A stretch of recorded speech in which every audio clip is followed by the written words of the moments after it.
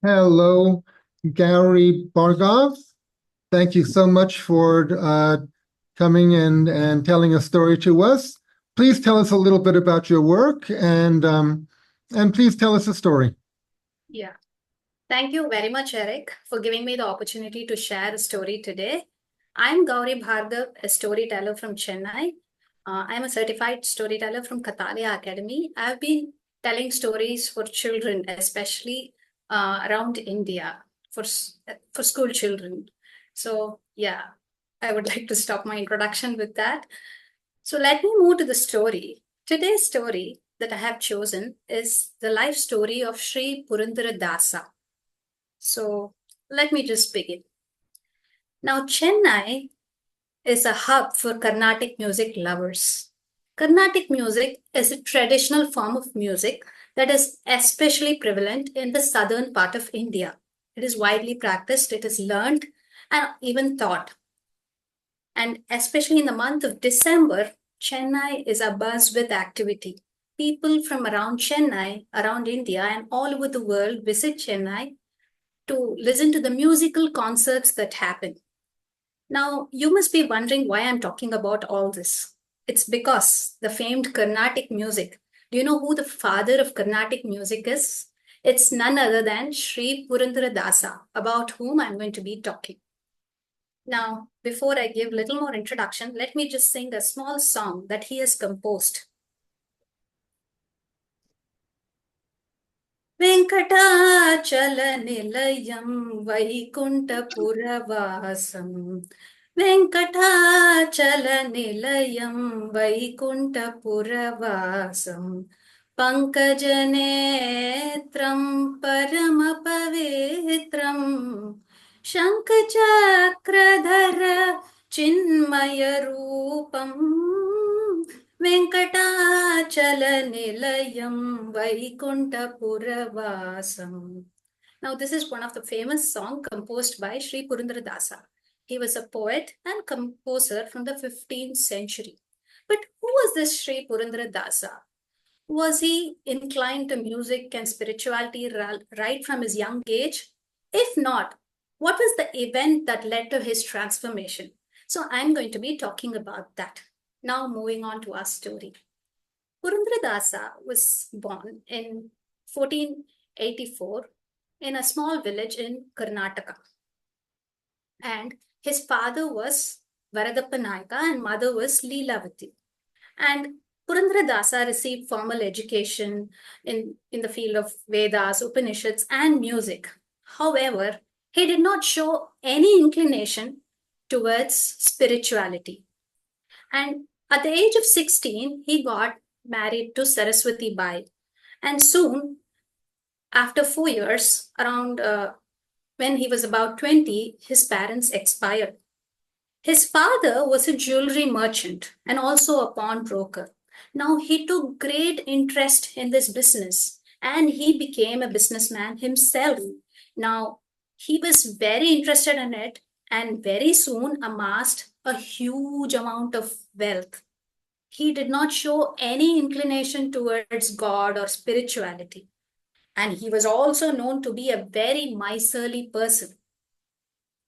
So, what happened was all the people in the village called him a very stingy person. Oh, Srinivasa Nayaka, he will not give any money to anybody. Now, Srinivasa was the name given to him. He got the name Purandaradasa much later in life. So, everybody hated him. And one day, when he was in a shop, an old man, along with his son, came looking for him. Swami, I have a young son whose thread ceremony or the Upanayanam has to be performed. Now, thread ceremony is an important ritual that is performed to young boys in the Hindu Brahmin custom. So he came asking for some alms. Swami, please, Swami, give me some money. I will perform the thread ceremony for my son. And Srinivasa said, what? You want money from me? I have other things to do. Now, I don't have a tree that gives money. Go find out who else will give. I cannot give you anything. Swami, please, Swami, give me something. I have a lot of customers to attend to. I'm sorry, I cannot help you. Please go away, he said. Okay, Swami, I'll come some other day. And he went away. And the following days, he kept coming. But Srinivasa Naika did not show any mercy for him. How many times should I tell you not to come? And you keep coming here persistently. Swami, please, Swami, you can give me at least a little money. What's going to happen? He said. But he was not bothered. Maybe come back after a month. I'm very busy now, he said. And the old man did not just stop. He kept coming day after day, almost for 6 months. And finally, Srinivasa thought that it was time to get rid of him. I have to get rid of him somehow, he said. And he brought an old bag that had worn out coins. He just poured it on the table and said, take whatever you want from here and never show your face again. The old man looked at the coins. But Swami, these are of no worth. I will not get anything from it. I don't know. This is all I can give. And when he kept nagging him, he asked the guards to throw him outside the gate. Ask the old man to go away. Otherwise, just beat him up and throw him outside the gate. The old man was in tears and he went. But he did not just go back home. He went straight to Srinivasa Naika's house. And you know who was inside Srinivasa Naika's house? His wife, Saraswati Bai. And Saraswati Bai was praying to Tulasi, Vrindavan. Yanmule sarvatirtani, yanmadye sarvadevataha, yadagne sarvavedasha tulasi tvam namamyaham. Saraswati Bai, unlike Srinivasa Naika, was a very merciful woman. She was kind-hearted, generous, and she always wanted to do good to everybody. However, she was a very devoted wife and did not like to do anything against her husband's wishes. And as she was praying to Tulasi Mata, she could hear an old man calling out, Amma, please give me something, Amma. I have a son whose thread ceremony has to be performed. And she came out and she was moved by the old man. She wanted to give something. Oh, I wish I could give him something. If only my husband allows. But he has told me strictly not to give away any money in the form of charity. What should I do? And she kept wondering. Then the old man looked at her and said, Amma, you have a nosepin. This nosepin, I'm sure it must have come from your parents' house. You could probably give me that. That is not your husband's money. I could pledge that and make some money out of it. And with that, I can perform the thread ceremony for my son. Saraswati Bai, she thought for a while. Yes, that's true. I can give away my nosepin. And she gave it to the old man. Go pledge it, and with whatever money you get, you can perform the thread ceremony for your son. So the old man gave it away, but Saraswati Bai was really afraid what would happen if her husband finds out. She just hoped that he wouldn't find out the missing nosepin. And the old man directly went to Srinivasa Naika's house, shop, and Srinivasa Naika said, haven't you had enough beating? Why did you come back here again? Sir, Swami, I did not come empty-handed. I have a nosepin. I would like to pledge it and get some money. And as soon as Srinivasa Naika looked at the nosepin, he immediately recognized it as his wife's, Saraswati Bai's nosepin. He was shocked because it was a unique piece of jewel. How did this old man get this nosepin? I have to find out. Swami, how much will I get for it? He asked. Wait, I have to get an estimate for it. I will lock it up. You can come back tomorrow, he said. He put it inside a box and put that box inside a treasure box and then put it safely inside a cupboard and locked it up. And while the old man went away, he asked one of his guards to follow him to find out where he was going. He then directly went to his house and called out to his wife, Saraswati Bai, come here. Saraswati was kind of panicky. Where is your nosepin? He asked. The nosepin, I think it is somewhere inside. I will go check, she said. And when she went inside, she was stormed by thoughts. What have I done? I have done something against my husband's wishes. He had warned me not to give away anything, even though it belongs to my parents' house. How can I do this? I have lied to him, telling that the nosepin is inside. I have never lied to him ever since we got married. Oh God, what have I done? Am I a good wife or not? And as she was praying to the Lord, she suddenly heard a clinking sound in the puja vessel that was placed near the Lord. And when she looked at it, she was surprised to see the same nosepin inside. How is it possible? It's a miracle, she said. And before she started wondering more, Srinivasa Naika called out, Saraswati, bring your nosepin. And she ran to the door. Here is the nosepin, she said. And Srinivasa Naika was taken aback. How is this possible? It's the same nosepin that I locked it away safely inside the cupboard. Let me go find out, he said. And before that, he looked at the nosepin. And looking at the dazzling nosepin, suddenly he had a vision. And in that vision, he visualized himself as the sage Narada, standing beside Lord Vishnu in his supine position.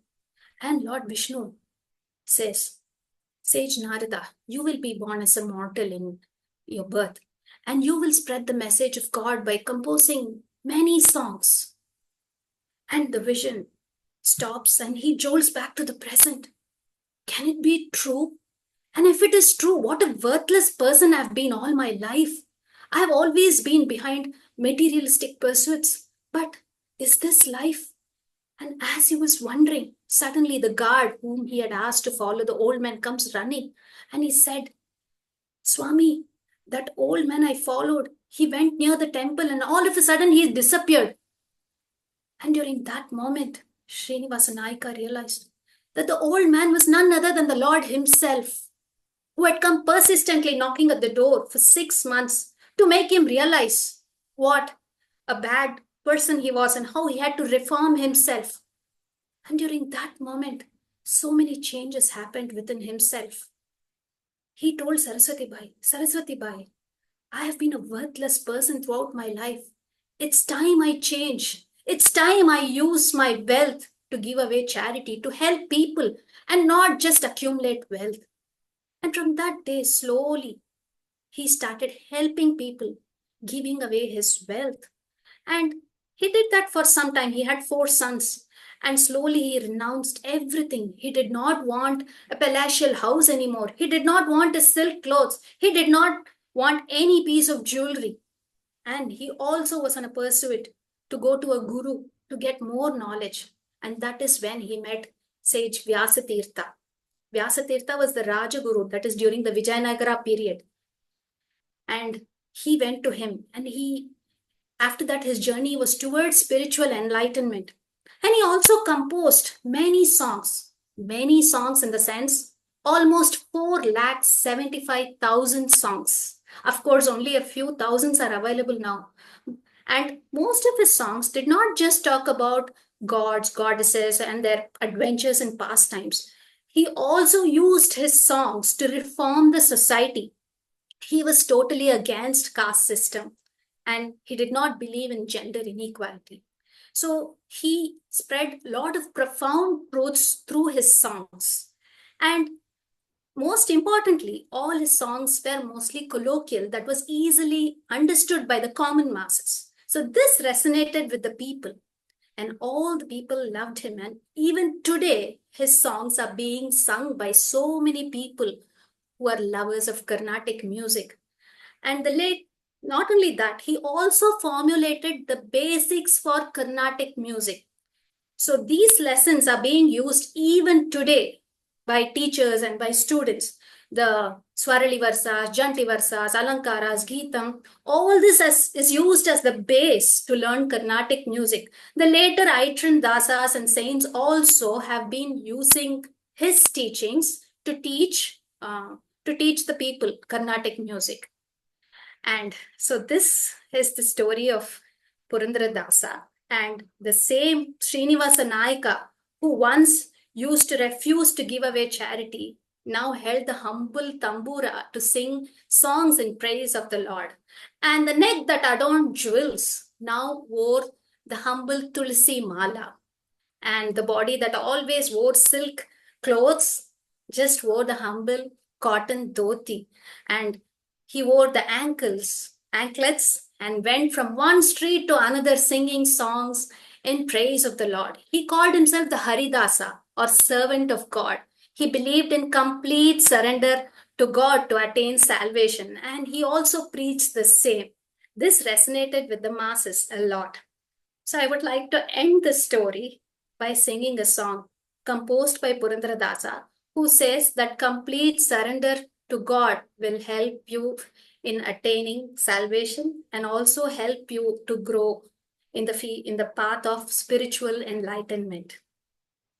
Tamburi meetidava, bhavabdi datidava, tamburi meetidava, bhavabdi datidava, ತಾಳವ ತಟ್ಟಿದವ ತಾಳವ ತಟ್ಟಿದವ ಸುರರೊಳು ಸೇರಿದವ tambura ಮೀಟಿದವ ಭವಾಬ್ದಿ ದಾಟಿದವ Jaya Jaya Vittala Jaya Hari Vittala Jaya Hari Vittala Jaya Jaya Vittala Jaya Hari Vittala Jaya Jaya Vittala. So that was his story, and he used his pen name as Purandara Vithala. That was his pen name. That was also his favorite deity's name, Purandara Vithala. Vithala. That is Lord Krishna. Thank you very much. I hope you enjoyed the story. Shall we show a painting of him? Yeah, you can show the painting. Yes. I'm sorry, I forgot to tell you. So this is Sri Purandara Dasa. As you can see, he holds the tambura in one hand, and he wears the anklets, and he wears the humble Tulsi Mala. And he was a follower of Dvaita philosophy.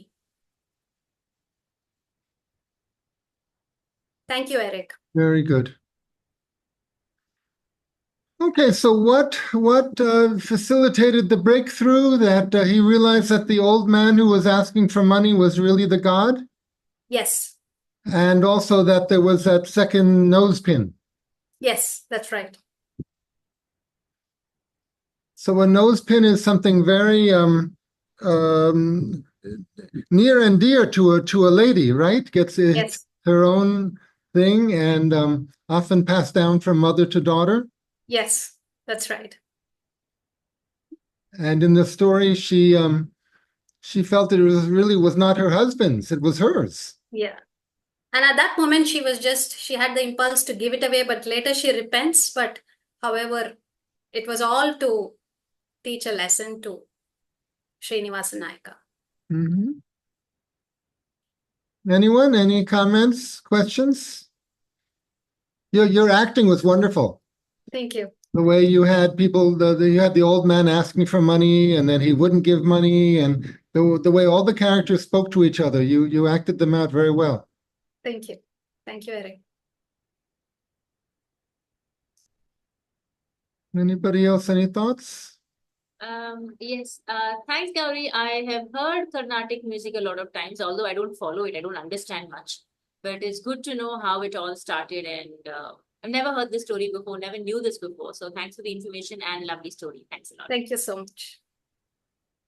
Yeah, when it comes to Carnatic music, it's Saint Tyagaraja that is spoken more. So Purandara Dasa, even in the books, you see Tyagaraja's picture. So I just wanted to bring Purandara Dasa's story. Yeah, Gowri, I was about to say about Tyagaraja only. And, in my daughter's music books, I see Yetri Ever Purandara Dasar. I have just known the name, but it's good to know about his life story from you today. It was very well said. Thanks, Gowri. Thank you. Hello, good evening. Thank you so much, Ms. Gowri, because just very happy that I came from the town Tiruvarur, which is well known for this. So I'm so happy to bring this story here and just happy for that. Thank you so much. Thank you so much. And there are also records of people telling where the Srinivasa Nayaka, who was once miserly overnight because of meeting the old man, how he changed. So certain things have been documented, and there are many more miracles that are associated in his life. But I could not just, because of the time constraint, I could not say anything. You can just Google and find out. There are a lot more incidents about him. I think he's considered one of the most devoted people. Yes. I had heard this name, but I never knew that Purandara Dasa was the creator of Carnatic music. And the story, thank you so much. It was well narrated. Thank you. Thank you so much. It's a good story for Americans to hear on the eve of a momentous election. And one can only hope that a certain candidate would have a similar epiphany. I'm not holding out a lot of hope, though. Okay, thank you very much. So now we'll go on to another teller. Good. Pretigaya, are you ready? Yes, I am ready. Good. So as mentioned, I'm keeping it, from my side, I'm keeping it in gallery view, but everyone has the option of pinning the storyteller by going to the upper right corner of the storyteller's window and doing the pull down window to choose pin. But I recommend to storytellers that can you move people's images around on the screen? Yes, looks like I can.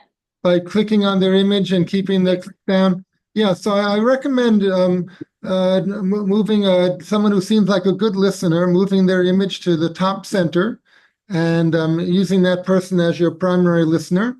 Although, of course, it's best to look in the camera most of the time.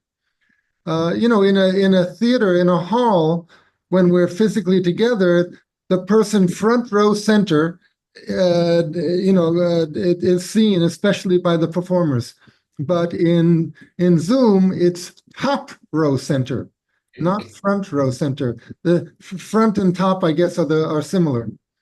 Okay, so your screen is set up and you're ready to go. Let me get ready here. It's an interesting thing you shared, Eric. That reminds me of something that happened with me ages ago when I was in school performing on stage. So that gives me an idea for another story another day. Okay, you'll tell me later. Okay, just a moment. Okay, yeah, just count to three, and then please introduce yourself and tell us about your work. Sure. So hello everybody, good evening, good morning, good afternoon, wherever you are in the world. I'm Pretigaya Haran, based in Chennai, a storyteller who loves sharing stories with anybody and everybody who's keen to listen to one. And today's story is a Japanese folktale, which kind of resonated with me a lot. It's a story I tell often, and I hope you all enjoy this one. So long time ago, there was once an old man, a storyteller, who lived in the land of Japan. In those days, storytellers would move from one place to another, telling stories and earning themselves some food and a shelter. And that's how the old man lived. One evening, almost twilight, he was walking between two villages when a cold wind blew. He shuddered.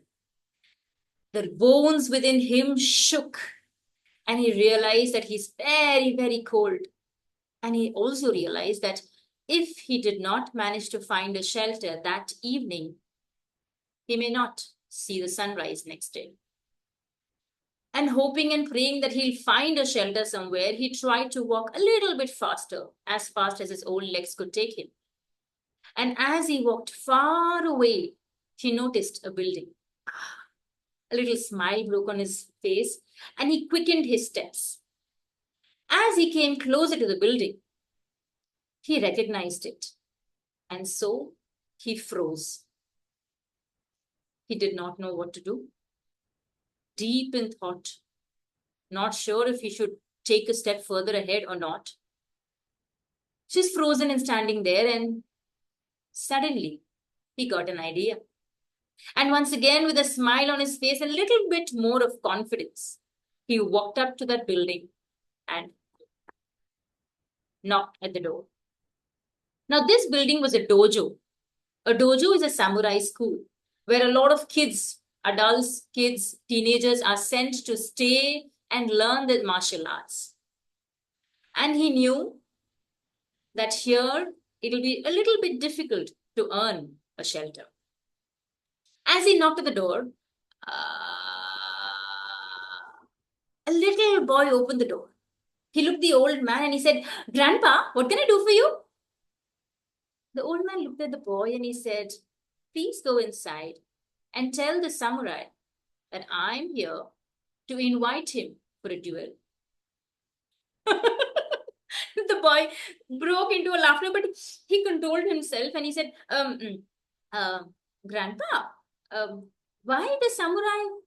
Don't you want to take, fight a duel or try a duel or invite one of the younger ones for a duel? I can fight a duel with you." The old man shook his head. "Go inside and tell your samurai that I'm here inviting him for a duel." The boy tried once again. "If not me, Grandpa, why don't you try one of the older boys? Not the samurai, please." But when he saw the old man standing quietly there, not budging, he shook his shoulders and he thought, "What can I do? I tried to save the old man, but he doesn't want to listen." And he walked away. You might be wondering what is happening. See, in a dojo, you can't just earn a shelter by requesting or telling a story. You need to fight a duel. And that's what the old man said. The difference is, if you fight a duel with one of the learners, one of the kids there, you do it with a wooden sword. But if you invite the samurai, the principal, the headmaster of the dojo itself, it cannot be with a wooden sword. It'll be with a real sharp one. And how do you decide the winner? Only with the death of the opponent. Clearly, the young boy knew this, and that's why he was trying to help out the old man. And he realized the old man is stuck with his ideas. What can I do? He thought. And so he went inside. Now, news like this definitely spreads like fire. So within minutes, the entire school was right there in that big hall.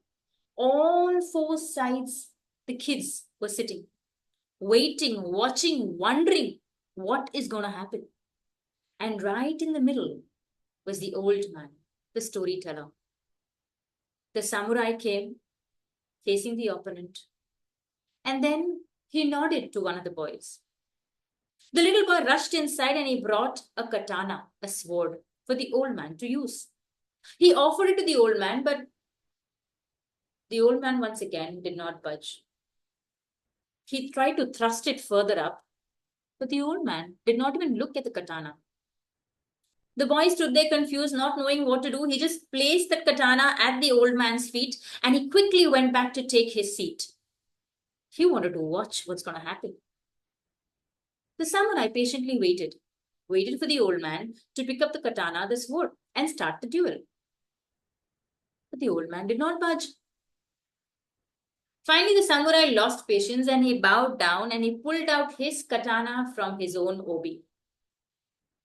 That's when the old man said, "A long time ago, in a village by the river, lived a little boy.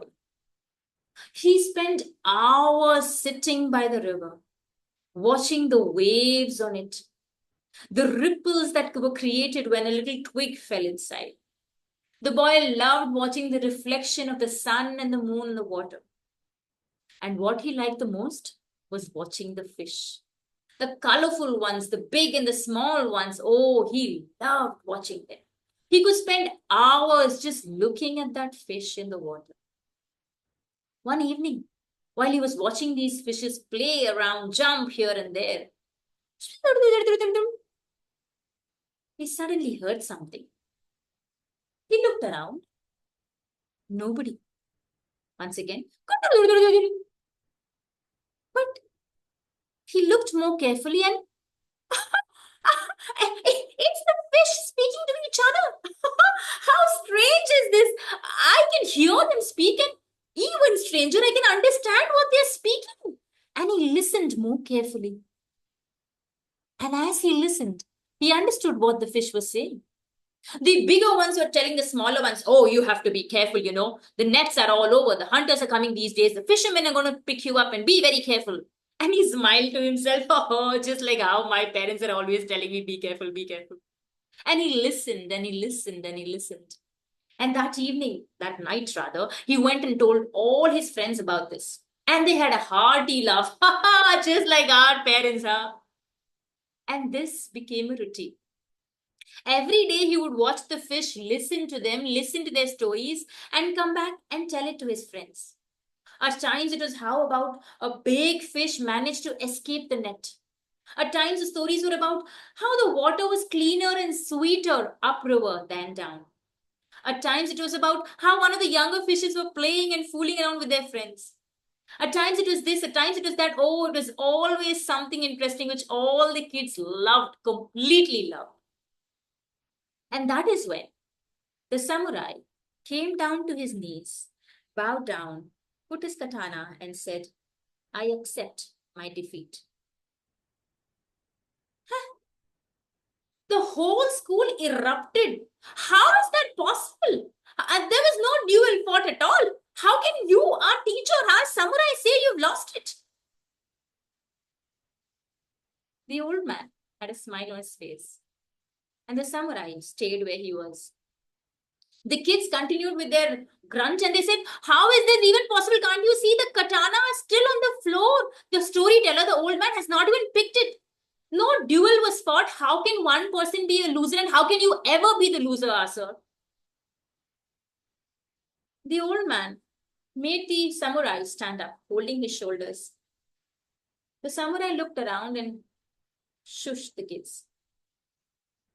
What is the first lesson that is taught here in the dojo? He asked the kids.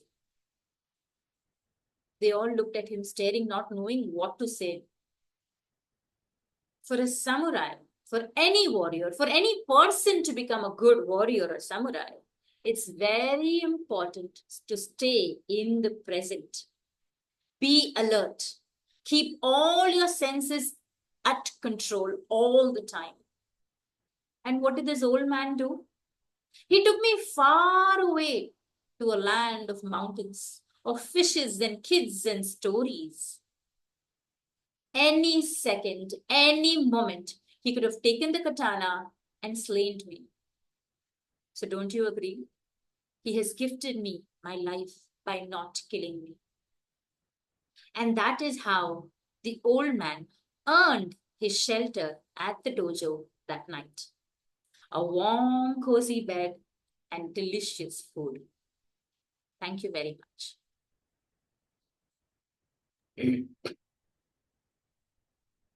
Okay, thank you.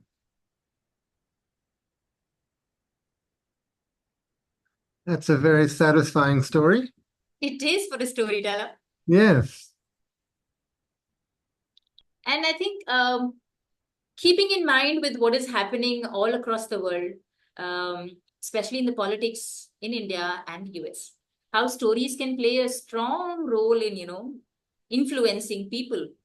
May it be the McDonald's story or the stories that happen here with the Modi here, just makes you realize how effective stories are and how people can use it or abuse it as per their wishes, really.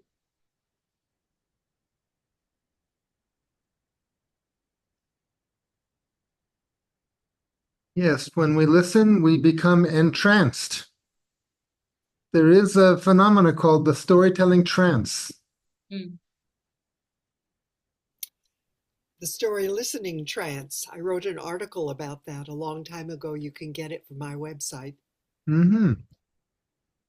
When the storyteller goes into a trance, that's another thing.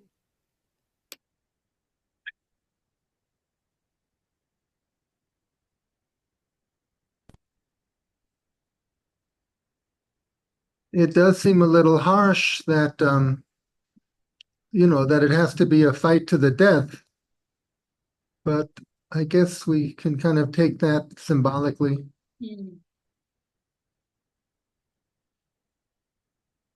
And probably in a way it worked to the advantage of the storyteller. In what sense? I don't know. I think if he was not forced to do that, he might have tried to duel with one of the younger ones. I mean, I might have, if I was the storyteller, hoping, I might at least fight the younger ones. And if that didn't happen, then he would be out in the cold that night. Mm-hmm.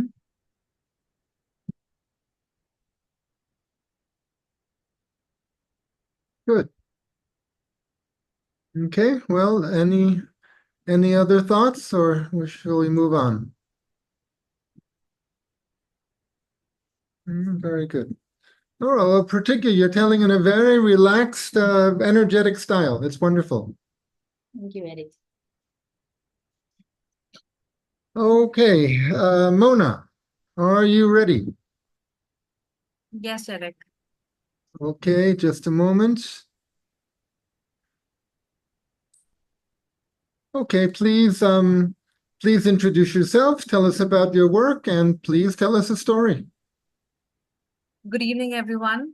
I am Mona Ghai, and I am a story activity coach. I help parents to engage their children in alternate productive activities through storytelling. So the story that I'm telling today is about a peacock who got eyes on his tail. This is a folktale from Rajasthan. So once upon a time, when the animals sat together to decide who will be their leader, they were ministers like deer, the snake, monkey, and they were all discussing who should be their leader. And suddenly there was dum, dum, a very heavy sound. And when they looked back, there was a huge elephant who was walking towards them. And they got really happy. They thought that this huge elephant could be their leader. So the monkey approached the elephant and asked him, "Dear elephant, would you like to be our king?" "Oh, me? No, I am a herbivorous. I cannot fight. I'm sorry, I cannot be your king." And he walked away. Then again, these ministers started talking whom to make their leader. And again, there was roar. And this roar was from the lion who was sitting near to them. And there was a bad breath they could feel from him. And they all stepped backwards. And they didn't want anyone who had a bad breath to be their leader. And again, there was silence. Then, critch, crash, critch. They could hear some sound behind the bushes. And when everyone turned towards the bushes, they saw a beautiful peacock with purple feathers and green shimmery tail coming out. He fanned out his feathers and into an arc, and all the animals were looking at him with amazement, and they thought, he looks like a real king. And this time, the jackal approached the peacock and asked, "Dear peacock, would you like to be our king?" "What would I have to do?" "Oh, nothing. You just have to listen to the ministers." And being a very lazy fellow, this peacock agreed to be their king. When all this discussion was going on in the jungle, there was somebody in the sky who was watching and witnessing this discussion. The daughter of sun god, Surya, who was glowing and shining in the sky, was peeping behind the clouds and was listening to all these discussion. And when she saw this peacock fanning out its tail, it looked so beautiful, and she fell in love with him. And she thought that peacock, being the king of animals, would be a good choice for her to be a husband. She pleaded her father and said, "Father, please let me marry this peacock." "No, Surya, you are a clever girl. You have a bright future. This fellow is very proudy about his look. He is not a good match. You should marry somebody who can understand you, who can know your skills and can value you for who you are. But Surya was mad in love and she pleaded again and again. And finally, the sun god had to agree. There was a big, shiny light that came from the sky to the earth and lifted the peacock to the palace of sun god. And Peacock was really happy to know that he is chosen by the daughter of sun god to be the husband, and they got married. The sun god didn't wanted to let her daughter go to the earth, and so he gifted them a palace and a throne for the peacock to be the king. This palace was very special because it was made by glass and mirrors, so that the peacock could see himself from each and every angle and move with pride and beauty.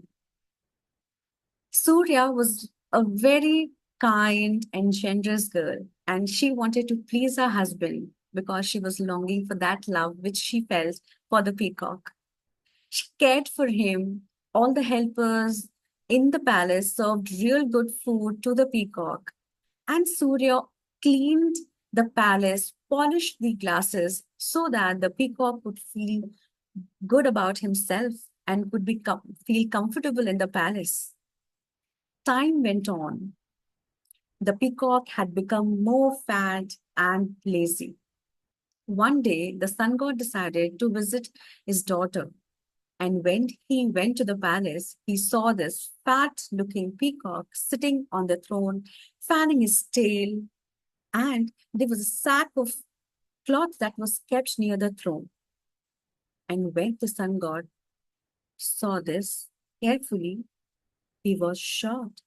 It was his daughter who has grown thinner. And then he said, "Throw this peacock out of this palace now. What you have done to my daughter." Again, this golden chariot came. It picked up this peacock and threw it away from the palace. When the peacock was on the ground, all the animals saw him and they laughed and said, "Oh, he does not deserve to be our leader. Let's choose a different one."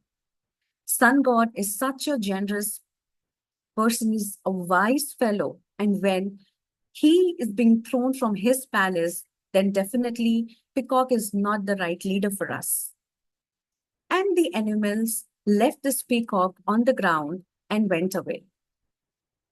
Behind the clouds, it was Surya who was still watching this peacock. And now this time, she had tears of anger, hot red tears that started rolling down her eyes. She felt so disgusted that she loved this beautiful peacock, but he was stuffed with pride and could not value her love. And as her tears rolled down, they dropped on the peacock's tail, and a ring of dust surrounded these drops and formed a shape of an eye. When the peacock noticed that something different he could feel on his tail, he saw that his green shimmery tail was not the same. Now it had many eyes that were formed and that were ruining his beauty. He wanted to wash them off, but he couldn't do it. And since then, it is believed that the peacock is washed from the sky so that he cannot hurt anyone else's feeling and behaves well with everyone. Thank you so much. Okay, thank you. Well, that is an example to me of a story that, its internal core message is very strong. That, if there's a marriage, a partnership, and one partner doesn't treat the other partner well, there are going to be consequences. Yes, it happens because I can recall from the day when I was about to get married, I was asked by my parents to treat everyone really well in the family. And no one told me that you have to take care of yourself. And I learned it hard way that, self-love, caring for yourself is not being selfish. Because I got into a negative loop where I started thinking I'm not worthy enough. And the fact was I was enough for myself. And this self discovery took a lot of time, but I feel that, I felt somewhere very related to Surya. So, we have to have patience with stories. Some people would say, oh, this is not a story for me. I don't believe the animals can talk. I don't believe the animals will choose a king. I don't believe there's a sun god in the sky.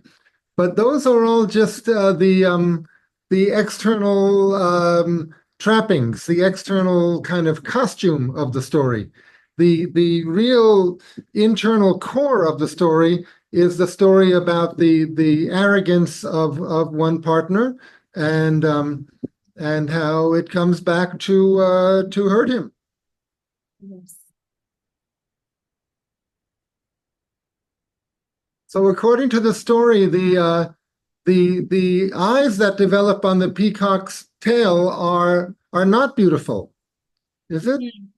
They are not beautiful because he didn't like them. He was very proud of his beauty, and when these marks came on him, he was not happy. Yeah, they are certainly evidence of his bad behavior, but at the same time, many people do find them beautiful. I find them beautiful, Yes. but in any case, they are evidence of his behavior. Yes, I think these were the lessons for him to learn that pride won't work everywhere. You have to treat everyone equal, and Mm-hmm. especially when he or she is a life partner. Mm-hmm. He should have realized how lucky he was that the daughter of the god of the sun had fallen in love with him. And he was a king now of the jungle also and of the palace. He was a real king. Yes. He let it go to his head. Anybody else? Any thoughts? See, this is an example how it's a children's story, but it's really not just for children.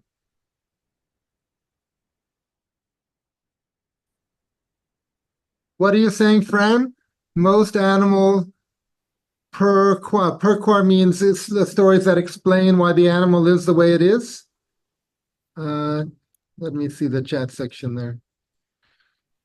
I think most animal pourquoi tales are not intended to explain the animal itself. They are about human behavior.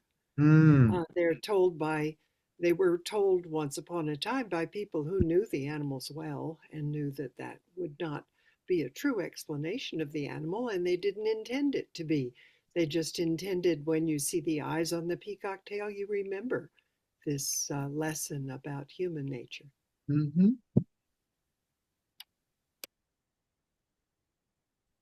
I'd like to say something, Eric. Go ahead. Yeah, it's a beautiful story, Mona. I really loved the way you narrated it.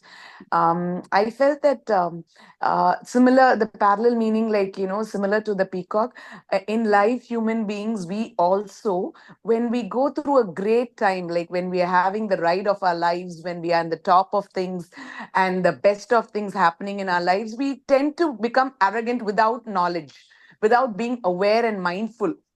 We just get carried away, and when we reflect back in our lives, the major blunders we would have done is when like we are really having a good time.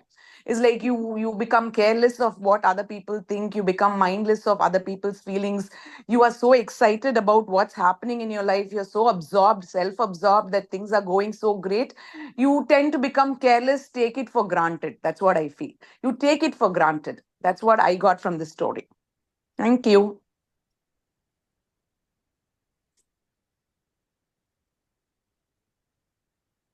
Wonderful. Okay, shall we proceed? Yes. And now we have our two USA participants. I'm also, I'm from New York City originally, but I've lived in Chennai here and I know more than 20 years. But now we're joined by Jamie in Philadelphia, and then after her by Bruce in Massachusetts. Um, Jamie leads a storytelling organization in Philadelphia that especially works with personal experience stories. Is that correct? Great. Okay, It is. so Jamie, as I've said before, I'm going to leave it in gallery view, but for me, for the sake of the recording, I'm going to pin your image to make it big. So everybody, you can choose whether you want to enlarge the storyteller's image or not. And Jamie, if can you move people's images around the screen by clicking on their rectangle and dragging them around? Can I? Can you? Have you ever tried it? No. Oh, I just did it. Oh, it Yes. works. It's a kind of new feature on Zoom. And so what I do is when I'm giving a speech, I'll drag one person's image up to the top center and, just under the camera, and I'll use them as my, primary listener because I know that it's so important to look into the camera for the satisfaction of all the listeners. Okay. But of course, we also want to glance at least at our listeners or one of our favorite listeners. So with that little technical discussion complete, Jamie, please introduce yourself fully and tell us about your work and please tell us a story. Yes. Good morning, everyone. As Eric said, and thank you so much for the invitation. What an honor and a privilege to be telling a story with this group of master storytellers. So thank you for having me. I run an organization in Philadelphia called First Person Arts, and we believe that everyone has a story to tell, and that when there's a safe space to share your stories, you connect with each other in the world. In fact, we believe that there's more connecting us than separating us if we can reveal our true personal experiences.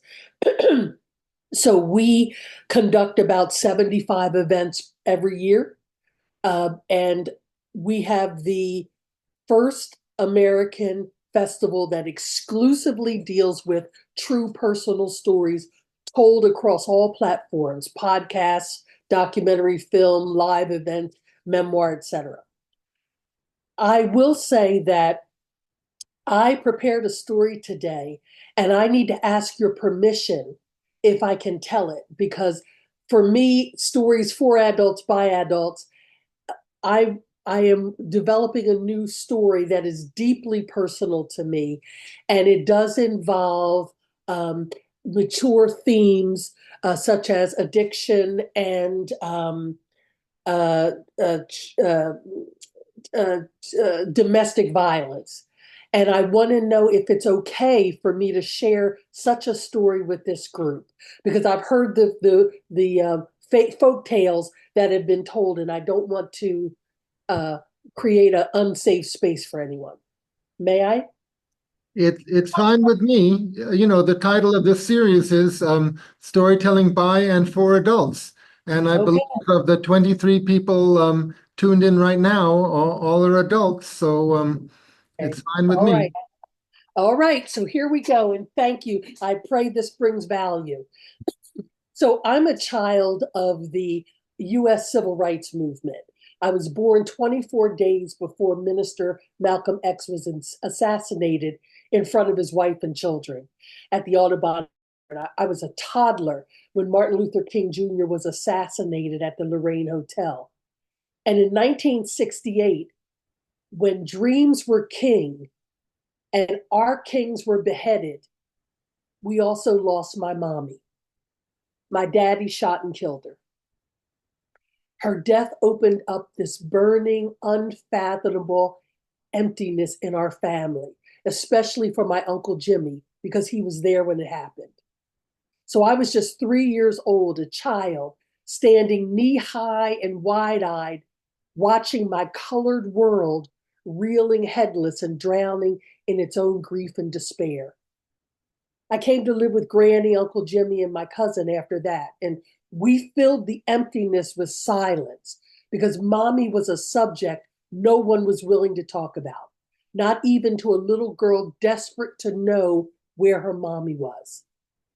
You see, we lived in the colored section of Morton, a small suburb in Pennsylvania. And Morton wasn't like the inner city in the 70s. We were not insulated by masses of colored people around us. We were outnumbered and surrounded on all sides by whites, and some of them were very dangerous people. They were determined to keep us in our place, so they would regularly tear through our neighborhood in cars, screaming and hurling bottles even at us children. But still, we got up and we swept the stoop every morning and then played hopscotch on boards that were riddled with broken glass the night before. One time, but Morton was also a good place. So one time, I don't know how young I was, but I was certainly too young to be left alone to my own devices in the backyard with the kiddie pool. So I had the brilliant idea to slide off the back of my uncle's trunk into the pool. So I slid off the hood, but I missed the pool. I hit the cement driveway so hard, I thought I had broken my behind. I lay there screaming on the driveway, and before I knew it, Mr. Mark from next door ran outside. He scooped me up in his arms and he carried me into our house. Of course, after I got done screaming, Granny beat my butt for being so silly. But I loved Mr. Mark. I called him Papa.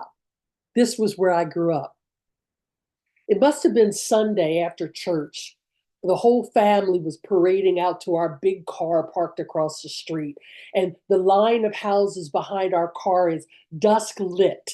And front porches are peppered with old guys in hats sitting in folding chairs, smoking cigars, and their wives in housecoats calling the kids home for dinner. And at their sound, boys turn away from their bouncing rubber balls and girls put down their double Dutch ropes because we all knew we had to be home before the streetlights came on. So I'm on the left, maybe 5, wearing a blue dress and red curls bound up in pigtails. And me and my cousin are holding hands walking out front. My uncle's behind us. I must have come off the curb into the street without looking. It had to have been something because without warning, my uncle kicks me in the backside so hard it lifts me off the ground. And he screams, "Look both ways before you cross the street. You want to get run over?" And this soft gas moves down the house land like a wave, the house line like a wave. And somewhere I hear the ting-ting of a bouncing ball rolling away. And then something like a window shade inside me gets pulled down over the moment, separating me from all life around me and the kick. This is the first time that I feel like a sack of meat and bones. This is also the day I learned to close my eyes. I mean, really close them and plant myself deeply in that dark to get through 1,000 future moments of chaos. You see, in those days when a child acted up, it was customary to send them out back to get a switch off the yard bushes to be beat with.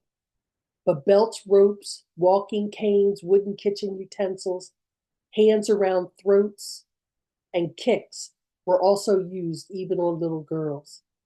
Ugh. Oh, so I'm at my apartment. It's 4:00, and I hear this little girl running upstairs above me, screaming, "Leave me alone!" And then I hear a man calling after her, "Come here!" And he catches her, and I can hear the beating, and she's screaming, and he's whipping her, and he's saying, "Didn't I tell you never to run from me? I told you don't do it." And the ceiling breaks above me, and bits of plaster rain down, and I yell, "Stop it, stop it!" But they can't hear me. Whew. You know, later that night after my uncle kicked me, I crept down the front porch. I crept down the stairs to the front porch. And there in the darkness, I find my pink chalk and I draw an imaginary telephone on the wall.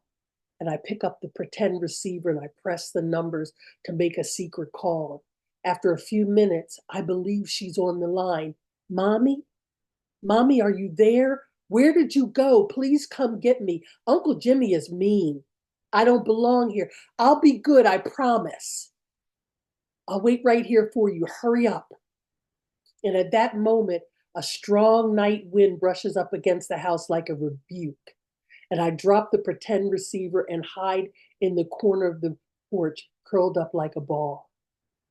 Okay, these memories are too deep for me. So I grab my car keys and I am out. But I can't stop remembering now. It's like I opened a door. Uncle Jimmy used to let loose these story shards when I'd stumble upon him alone on the porch, glassy-eyed drunk, holding a tattered old high school yearbook open in his lap. Thin newspaper articles about a running, jumping boy wonder dangle loosely, and he passes his fingers over them like they're love. It always starts the same with him at night out there alone, rocking back and forth to some sound that I strain for, but I can't hear. He spots me watching from the door jamb. I shrink back, but his eyes say, call to me so softly, saying, please, lulling me to kneel at his feet. The two of us together thumb through the pages, fingering the lifelines. And in this photo, there's a foot race. He's the lone colored boy, boring his heels in the ground at the chalk line, surrounded on either side by white runners, yet staring ahead cocksure. On the next page, his arms are outstretched. He's straddling the air, scaling hurdles. Here, he's way ahead of the rest, almost out of sight. This newspaper headline reads, record breaker, under a photo of his thrust chest breaking the tape first. I think I see our church off in the distance in that one.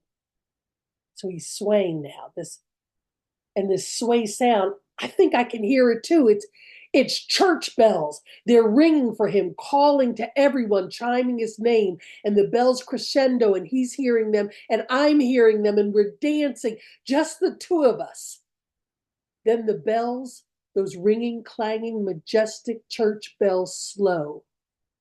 And in this last picture, a runner alone takes a sip from the colored-only fountain, while his white teammates sip cool water from the shiny trophy passed between them. By the turn of the last page, the bells have gone cold, silent. He's back on the porch, unrung, me staring up at him, and storm clouds come to his voice. I was the fastest one of all. He squeezes my little wrist. I hum with pain and he flings my hand off. He snaps the book closed and buries it in his chest. Mine, he says. Then his face crumbles and I see a demon underneath.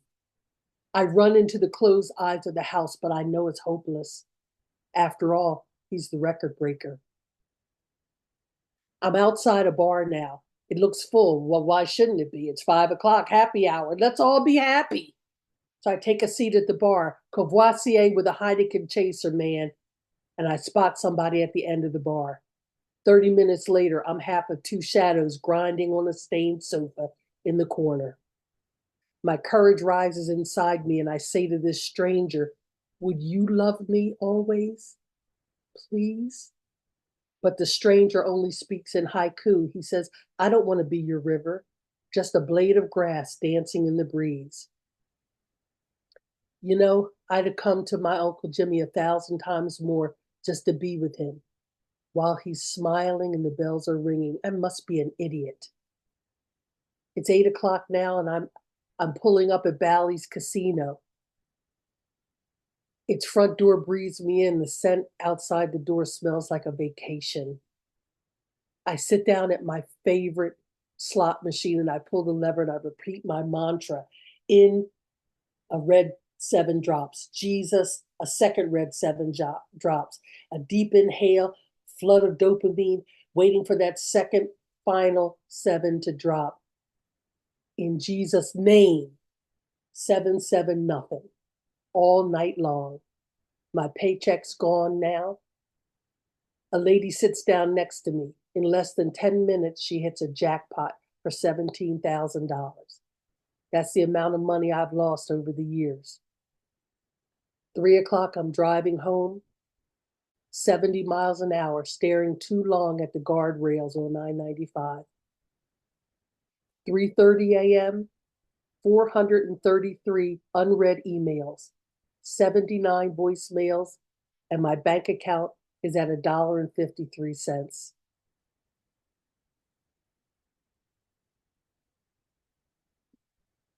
4:15, it hits me now.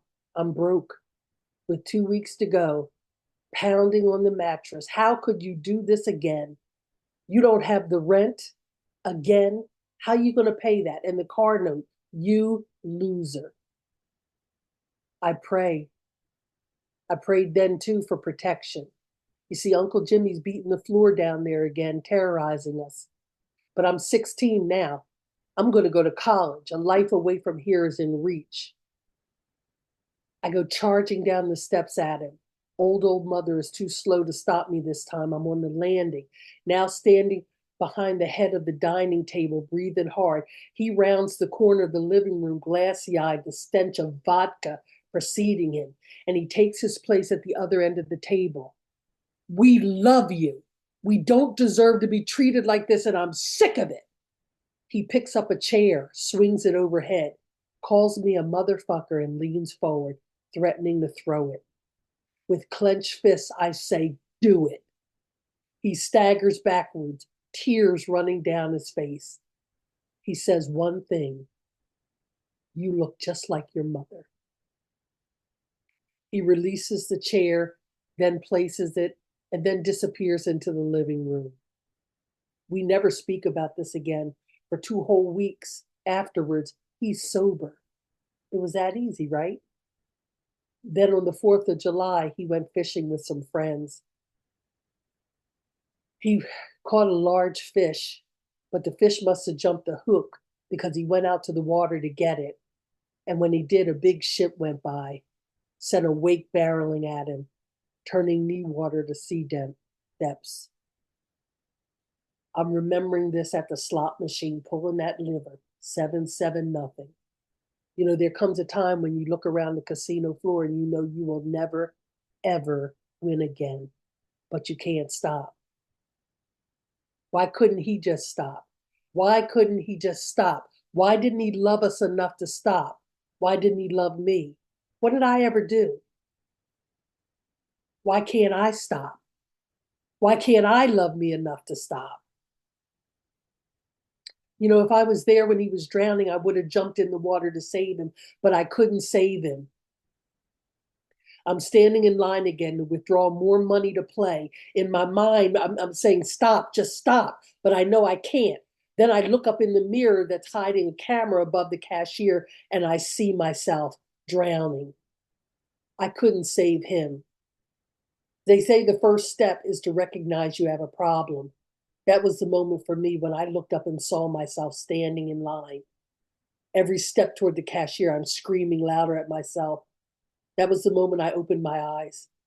I found my way out of the casino that night by putting one foot in front of the other. You know, the air outside is fresh and crisp.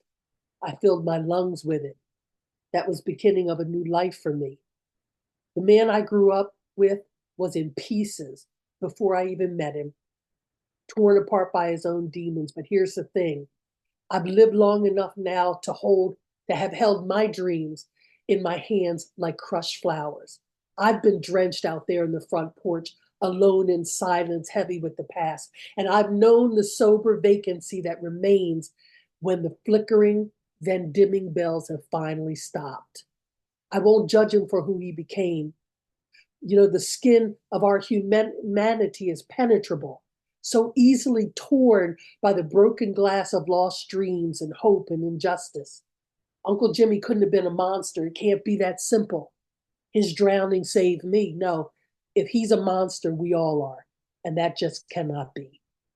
Thank you.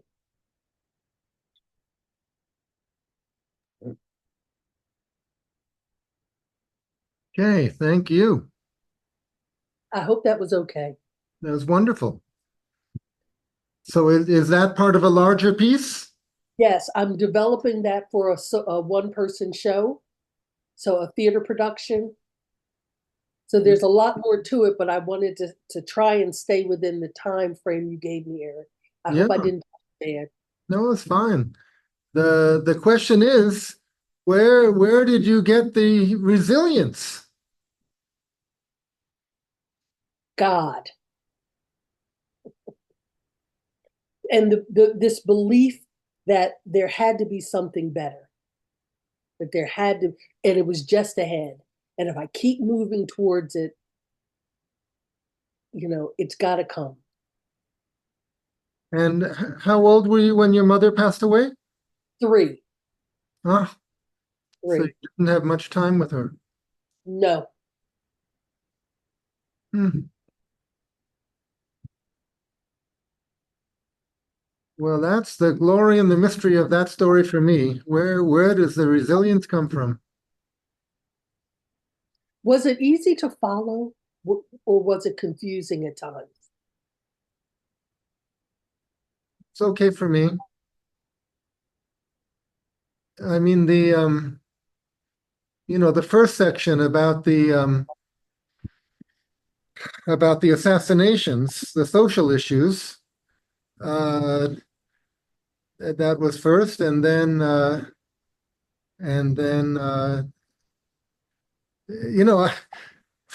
see, African American women get a lot of grief. You get grief for being African American, and you get grief for being a woman. You get double grief. You do, but I would not choose to be anything else. I love being a woman, and I love being African American. Mm-hmm. Yeah, so the story, is very clear that on the social level, things were bad, and then on the family level, things were bad. Eric, can I say something? Of course. Jamie, I just loved your narration. It was so beautiful. And what hit me most in the story is more than the content, your passion was like, it really got across continents. Is like, all the listeners would surely agree with me. I'm talking on their behalf. That passion really hit us in your voice, your expression. It was beautiful. We were all enthralled in your narration. Thank you for sharing. It must be very close to your heart since it's a personal story. Thanks for sharing, and hugs from a woman to a woman. Thank you, Anusha.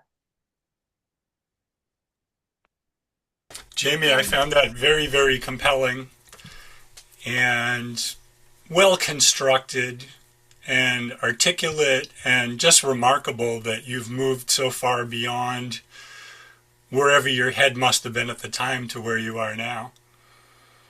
So power to you. Thank you. And please read the direct chat that I sent you. Oh, okay. It doesn't have to be this moment. Okay. Jamie, this was very, very strong. The telling, as people are saying, the courage, the determination came across very well. And it doesn't, I don't feel like saying I'm sorry for what you went through. It's more like I'm amazed with what you have faced and how you've decided to, keep moving on. It's just beautiful. And I love the way you put in the timelines.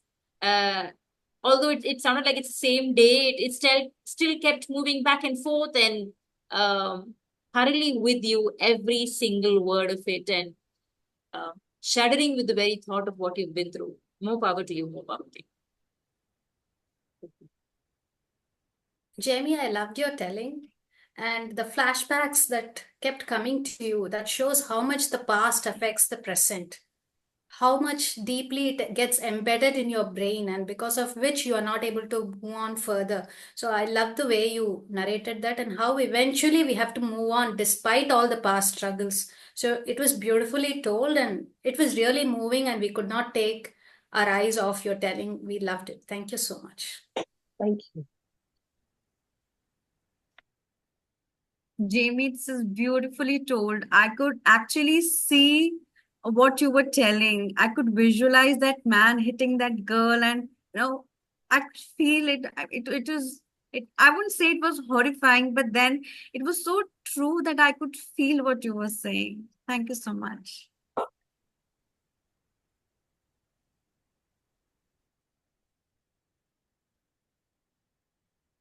Casalia, your mic is not on.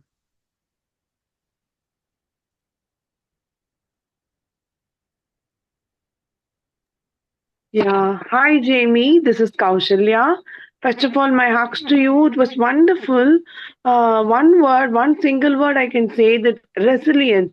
Every woman needs that courage, that bravery to come out of everything, whichever pulls us down. It was wonderful. Thank you so much for sharing. Thank you. Thank you.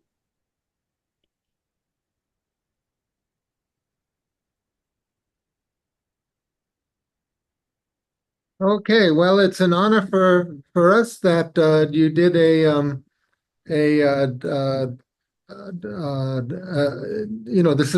this piece is a larger piece and it's in development, so it's an honor that you did it for us. Thank you. And I look forward to hearing the full piece sometime. Thank you. Shall we proceed? Now, Bruce, I don't know if you expected that you would be following a story like that, but I believe you are going to tell an eco-minded rhyming musical story. Is that correct? Yes, indeed. And this has been a session with a wide range of really well-told stories, all so different from each other. And this, again, is a whole magnitude of difference from what we just heard. Well, all stories are about situations and emotions, and at their core, stories are stories, and situations are situations. So tell us. Please tell us about your work, and let me enlarge your image just a moment. Yes, Bruce Marcus, please tell us about your work, and please tell us a story. Okay, well, good evening in India, good morning from the United States, and good day wherever you are elsewhere in the world if you're listening to this live or the recording later on. My name is Bruce Marcus. I am 7 miles north of Boston, Massachusetts, and I have been storytelling since 1990. I'm a little new at this still, but we'll see how it goes. I've always kind of seen myself as the comic relief in storytelling, which maybe we could use after the intense story that we just heard. And I decided, though, one day to write a topical story. I wanted to do something for the planet. And the net result was I now have a story for the planet, and I'm still the comic relief. What are you going to do? Okay. These days, with global warming, animals' habitats are changing. Their territories are shifting, including and maybe even particularly those of birds. It's gotten so you never know what bird you might see where. And with that in mind, here is my rhyming musical story that I call The Surprise Guest at My Bird Feeder. Each morning at dawn, I wake up and yawn. I climb out of bed dressed, and while my wife snores, I do some chores before we sit down to breakfast. Some bills I might pay or put things away, nothing too taxing or hard. Then I grab some seed and endeavor to feed the wild birds who visit our yard. I grab up a sack and head out back. Each morning I make sure to do it. This thistle and safflower, millet and sunflower, cracked corn, and 3 cakes of suet. But this morning I found no birds around. Well, not those I usually see. Although there was one in the bright morning sun, a penguin who blinked back at me. There's a penguin at my feeder, featherless, flightless, and free. I see a penguin at my feeder, staring there right back at me. Instead of towhees, flickers and phoebes, blue jays and cardinals and finches, there'd come in the night, dressed in black and white, this bird, 3 feet tall, not 3 inches. You might think absurd, this tall, flightless bird from somewhere halfway round the planet. You might not believe, yes, it's hard to conceive, but I tell you he was there, damn it. Now something felt wrong without bird song, and no feathered friends there to see. None of them dared, I think they were scared by the sight of the penguin and me. He stood very still, and I still hoped to fill the suet cage feeder and dish, when clearing his throat, why, the penguin, he spoke. He said, "Mister, you got any fish?" There's a penguin at my feeder, featherless, flightless, and free. Golly, a penguin at my feeder, telling me he is hungry. I ran in the house where I found my spouse, cracking eggs into a pan. From the threshold I cried, "Put that on hold, and come out with me if you can. There's this birdie, one we never see, out by the big pile of rocks. It's a surprise, you just won't believe your eyes, and no, you will not need your binocs.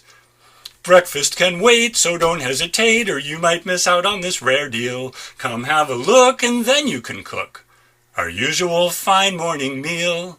I know that you like to see something new, and not just the usual fray. So put down them eggs, dear, and hurry them legs, before it waddles away. There's a penguin at our feeder, featherless, flightless, and free. Come see a penguin at our feeder. How he got there, don't ask me. She turned from the stove, and we dove through the doorway to outside. When she spied that bird, she could not say a word, but froze, and her bright eyes grew wide. Then she leapt back as his wings he flapped, and wiggled his big wide round bottom. And I thought she'd choke when again the bird spoke, saying, "I'll take some fish, if you got 'em." She dashed back inside, I thought to hide, but no, 'twas to give him his wish. 'Cause soon after that she was right back, bearing thawed smelts on a dish. Well, she placed it down on the ground, much to the penguin's delight. He bolted his meal with a slurp and a squeal, a startling and impressive sight. There's a penguin at our feeder, featherless, flightless, and free. We see a penguin at our feeder, gulping down fish noisily. After his snack, the penguin rocked back, looking quite sated and blessed. Having eaten his fill, he sat there quite still, and seemed quite contented to rest. Then the bird pooped.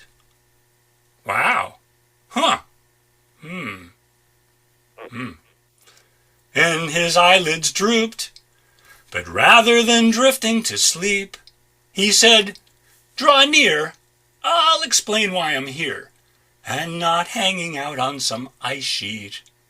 Once, at the North Pole, I fished an ice hole, and then settled down for a nice nap. But then in a muddle, I woke in a puddle that should have been froze, like the ice cap. You humans seem set to torch the planet, but that will not get us too far. I'm here to ask that you please take to task to at least drive electric cars. There's a penguin at my feeder, featherless, flightless, and free. Wowee, a penguin, you understand, at my feeder, lecturing ecology. Well then, from a van, there stepped a man, who waved to my missus and me. He said, "How do you do? I am from the zoo, here to reclaim our escapee, who fled in the night, its gate not shut tight by a keeper both drunk and befuddled. The bird likes to roam, but is now going home. I hope we have not caused you trouble." Wait, I'm confused, I said, by this news. He told us he swam here by sea, from a North Pole melting out of control, and is a climate refugee. What? The North Pole? The man said. How droll! He shook his head and cried, "Oh dear, dear, dear," and said, "Penguins all kinds, who live in cold climes, all hail from the South Hemisphere." That's right.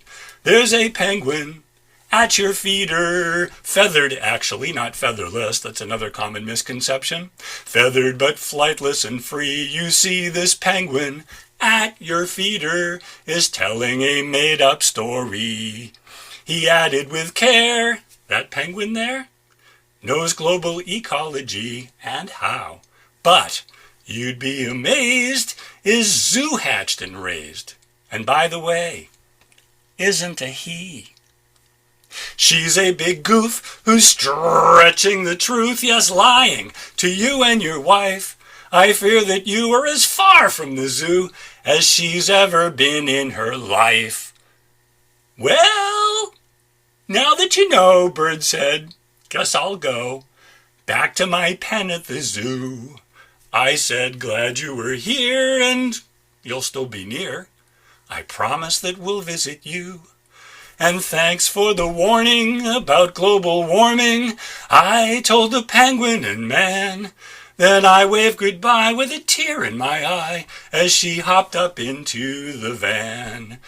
There's a penguin at my feeder, my bird feeder, feathered but flightless and free. I see a penguin at my feeder, staring there right back at me, and doing so quite hungrily, then gulping down fish noisily, while lecturing ecology and telling a made-up story, feathered but not feathery, and turns out that he is a she and not a climate refugee, but cares about the planet deeply and left an impression on me.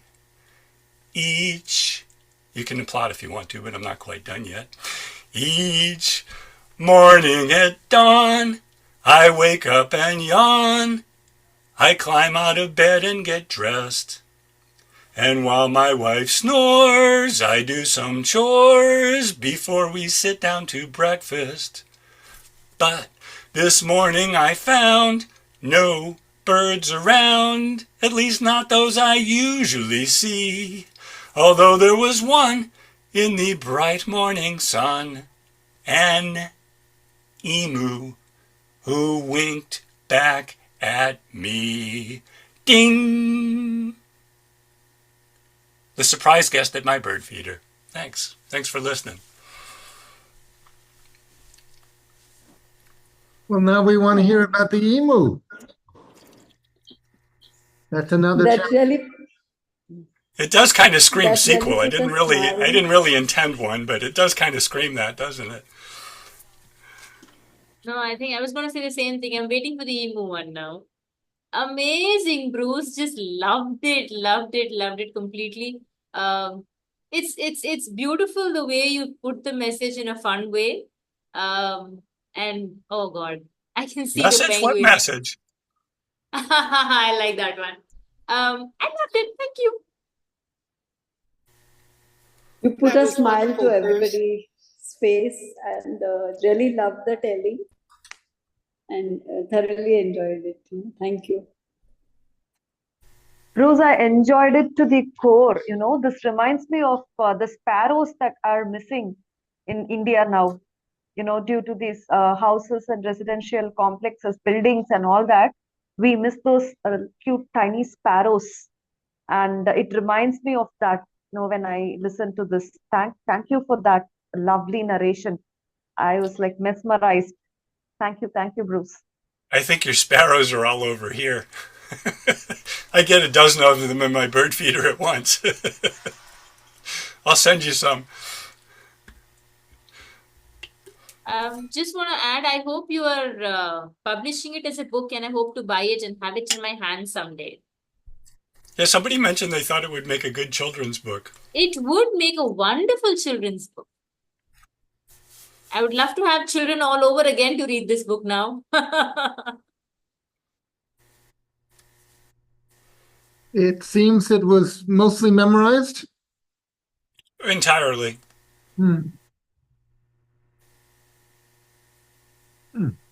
Bruce, you're a true poet in a very true sense. I love the rhyming. As I was listening to your story, the song, I was just wondering what is the next rhyming word that's going to come. It was very enjoyable. I like the rhyming words you put in it. It was very nice. Thoroughly enjoyed it. I saw Mamma Mia Broadway musical. I was just imagining if somebody could sing with that kind of a set, how beautiful it would be with colorful birds all over and painting. It was very nice, Bruce. Thank you. Very colorful and musical. Thanks. And while you're wondering what rhyming word will come next when I'm writing these things, I'm always wondering the same thing too. You've done a good job. It really rhymes well. When did you compose it? Earlier this year, the springtime.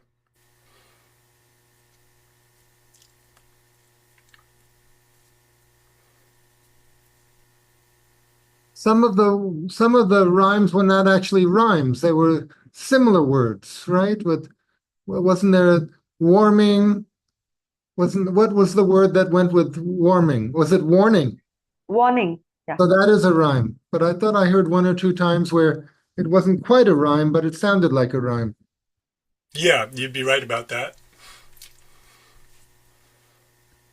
Do you have a bird feeder, Bruce? Befuddled and troubled. Bruce, do you really have a bird feeder? That's a real rhyme. Befuddled and troubled. Trouble. Yeah, close. Yeah. Yes, I have a couple of bird feeders. One of them is really cool. It's called an vivarium. So if you picture a 10-gallon fish tank, tip it on its side with the open side going toward outside, and place it in a window. So the opening is flush with the window. The body of it is actually inside your house. And the birds go inside and feed. They're right there in front of you. And it's got this two-way mirrored plexiglass, so whichever side has more light sees a mirror. So the birds don't see you, or my cat, inches away from them, looking right at them, or my camera, or anything like that. It's very cool. Wow. Did you have a good leaf color changing season? We did for a little while, and then it very quickly became more muted and disappointing with a few spectacular trees here and there. But yes, New England is a really great spot for. Why do you think it happened that way? I'm not sure. We're in the middle of an incredible dry spell right now. We've had very, very little rain for weeks and weeks and weeks. Bruce, how do you keep the squirrels out of that bird feeder? I one time didn't, and he chewed a lot of the woodwork away, which was very, very troubling. But then I got out there with some cayenne pepper and water and a paintbrush, and I brushed the edges of it, and we didn't have any trouble from the squirrel after that. I've heard that birds don't taste cayenne. That peppers developed to be spread by birds. And so birds don't mind. They just eat those hot peppers and carry the seeds, whereas mammals leave them alone. That's my understanding. And with the bird feeders, some of the feed and some of the suet that we buy has hot pepper in it, and the birds don't mind it, but the squirrels leave it alone. That's great to know.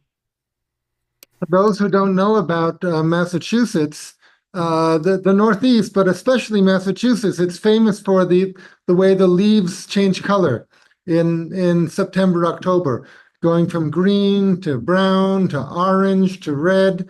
And there are actually tours. People go on buses to look at the different leaf colors. It's an Yeah, industry. in northern New England too, in particular Vermont, New Hampshire, Maine, Mm-hmm. big leaf peeping states. It's a big tourism engine. Okay.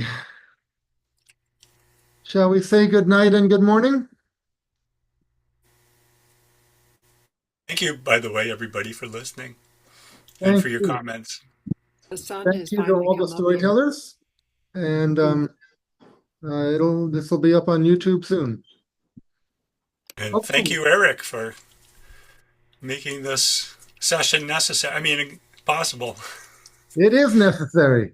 I grew up right next to Broadway in New York. My father was a theater critic and a frustrated playwright. So I'm my father's son. Okay, bye-bye. Bye-bye. Good night. Great spending time with you all. Good day. Bye, Eric. Thank you so much for this opportunity. Thanks Thank for all the you. tellers. Thank you.